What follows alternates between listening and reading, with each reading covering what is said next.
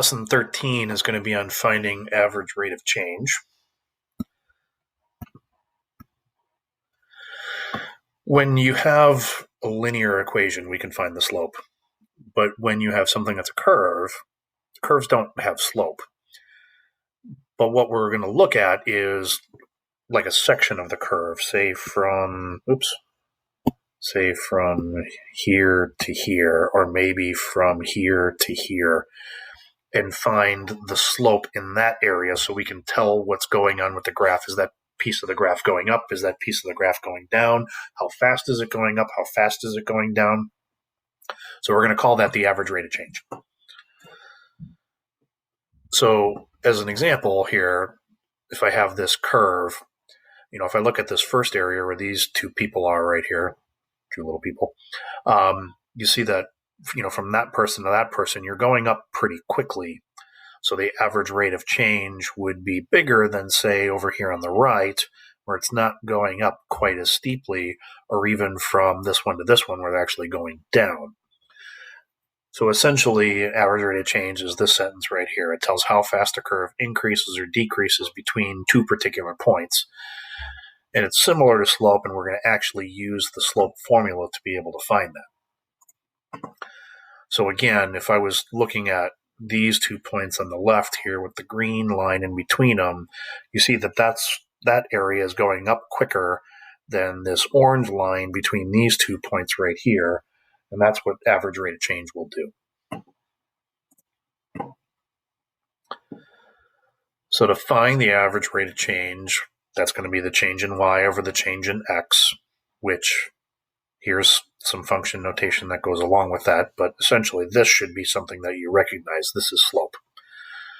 So to do average rate of change between 2 points on a curve, you're going to do y2 minus y1 over x2 minus x1. So if I had this as an equation and I want to find the average rate of change, these are x coordinates that are listed here from 0 to 2. So that would be an x coordinate of 0 and an x coordinate of 2. I would need to plug those in to get the y coordinates.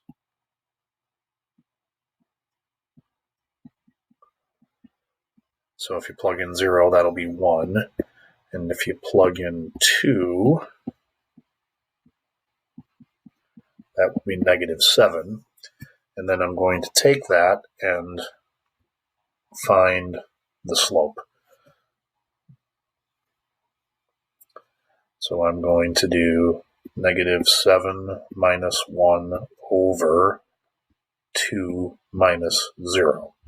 So this would be x1, x2. This would be y1, y2. That's a y. So that would be -8 over 2, so -4. But now when I go from 1 to 3,